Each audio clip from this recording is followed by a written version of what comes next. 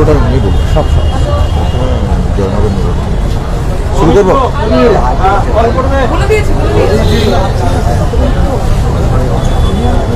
পিছনে কয়েকজনকে দিয়ে দাও না, লোক ভরি না, পিছনে লোক ভরি, পিছনে দুনিয়াতে দিয়ে ভরি।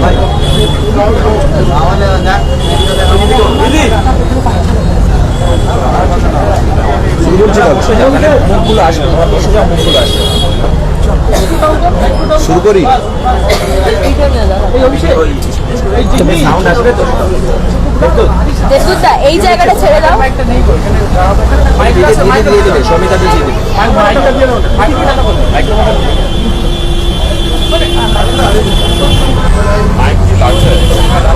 দেবদূতদা, এই জায়গাটা মাইক থাকে। আপনারা জানেন 5 আগস্টের ঘটনার পর আর আজ 18 দিন অতিবাহিত, কিন্তু পশ্চিমবাংলার বুকে এখনো এই ধরনের ঘটনা ঘটে চলেছে। আপনারা জানেন জয়নগরের একজন ছাত্রীর সাথে যে ঘটনা ঘটেছে তা অত্যন্ত নিন্দনীয়। সেই জায়গা থেকে এই ঘটনার প্রতি যে ঘটনা ঘটেছে এই ঘটনায় আমরা মর্মাহত। সেই জায়গা থেকে আমরা যেমন অভয়ার বিচারের দাবিতে আমাদের যে আন্দোলন আমরা শুরু করেছিলাম তার 18 দিন যেমন অতিবাহিত, ঠিক সেইভাবে জয়নগর যে ঘটনা, নারকীয় ঘটনা ঘটেছে তার প্রতি মর্মাহত রেখে আমরা মনে করি যাতে বিভিন্ন জায়গা এবং বিভিন্ন জায়গাগুলোতে কোনোভাবে এরকম অভয়ার মতো ঘটনা না ঘটে। আমরা এই অভয়ার যেমন ন্যায় বিচার চেয়েছি, ঠিক সেইভাবে পশ্চিমবাংলা সহ এই জয়নগরের যে ঘটনা ঘটেছে তার অভয়ার ন্যায় বিচারের দাবি ওয়েস্ট বেঙ্গল জুনিয়র ডক্টরস ফ্রন্টের পক্ষ থেকে আমরা রাখছি। পাশাপাশি আমরা যেটা বলতে চাই, আজ আমাদের 58 দিনে এসে আপনারা জানেন ধর্মতলাতে অনশন শুরু হয়েছে। আমাদের যে 10 দফা দাবি ছিল সেই 10 দফা দাবিকে সামনে রেখে অনশন কর্মসূচি ইতিমধ্যেই শুরু হয়েছে। আমরা এর ছাড়াও আরো কিছু কথা আপনাদের কাছে রাখতে চাই। আজকে কলেজ কাউন্সিলিংয়ের আরজিকর গ্রুপের মিটিং ছিল।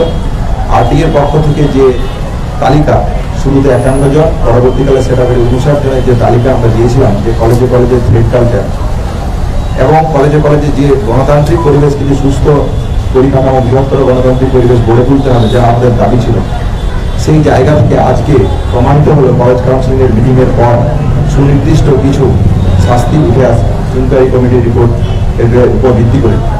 সেই জায়গা থেকে 10 জন ছাত্র, ডক্টর সৌরভ পাল, আশিস পান্ডে, অভিষেক সেন, অনুশ্রী থাপা, নির্ণয় বাগচি, সাইফ হাসান, লীলান্ডি দেবনাথ, অমরেন্দ্র সিং, সতপাল সিং অ্যান্ড তানভীর আহমেদ গাজী, এদেরকে এক্সপেল করা হলো কলেজ থেকে, কলেজ কাউন্সিলিংয়ের যে সম্মিলিত মত সেই মতের ভিত্তিতে। এই ছাড়াও এদের বিরুদ্ধে বিভিন্ন জনের কাছে সেক্সুয়াল হ্যারাসমেন্ট থেকে শুরু করে মতানিকের মতন যে নারকীয় ঘটনা ঘটেছে, প্রায় সেই ধরনের জায়গায় বিভিন্ন অভিযোগ ছিল। কলেজ কাউন্সিলের সম্মিলিত মত অনুযায়ী এই সমস্ত অভিযোগগুলোকে ইন্টারনাল যে কমপ্লেন কমিটি আছে তার কাছে পাঠানো হয়েছে এবং সেই কমিটির আজকে একটা মিটিংও হয়েছে। সেই জায়গা থেকে এই ব্যাপারে যে সুস্পষ্ট পদক্ষেপ নেওয়া উচিত ইন্টারনাল আইসিসির পক্ষ থেকে নেওয়া হবে। দ্বিতীয়ত হচ্ছে যে এই যে 10 জনের নাম বললাম, এরা বিভিন্ন র্যাগিং থেকে শুরু করে কলেজের ভিতরে যে সব কাণ্ডে যুক্ত ছিল সেই জায়গা থেকে অ্যান্টি র্যাগিং কমিটির কাছে যাবতীয় যা কমপ্লেন সেই কমপ্লেন পত্র আমরা জমা দিয়ে এসেছি।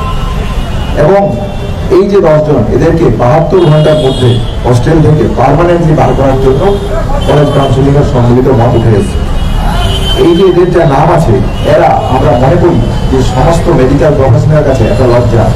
তাই আমরা ওয়েস্ট বেঙ্গল মেডিকেল কাউন্সিল, মানে কলেজ কাউন্সিলের যে সম্মিলিত মত, সেই মত থেকে উঠে এসেছে ওয়েস্ট বেঙ্গল মেডিকেল কাউন্সিলিং এবং স্টেটে যে ডিমান্ড সেল তৈরি হয়েছে, আমরা এই দুই কমিটির কাছে দাবি রাখছি এদের পার্মানেন্ট রেজিস্ট্রেশন ক্যান্সেলের দাবি যাতে করা যায়। এর সাথে সাথে এদের যা অ্যাক্টিভিটি কলেজের ভিতরে ছিল, head of institution RG Kar medical কলেজের পক্ষ থেকে এদের বাড়িতেও এই অভিযোগের যা জায়গা ছিল সেই জায়গা নিয়ে একটা চিঠি যাবে এবং স্পেসিফিক ডেটে head of institution RG Kar medical college এদেরকে দেখে পাঠাবে। এবং ভবিষ্যতে এদের যা বিভিন্ন যে সার্টিফিকেটগুলো হয়, মাইগ্রেশন সার্টিফিকেট, কন্ট্যাক্ট সার্টিফিকেট যেগুলো হয়, সেই সার্টিফিকেটগুলোতে এদের এই বিহেভিয়ারের কথা যাতে মেনশন করা থাকে কলেজ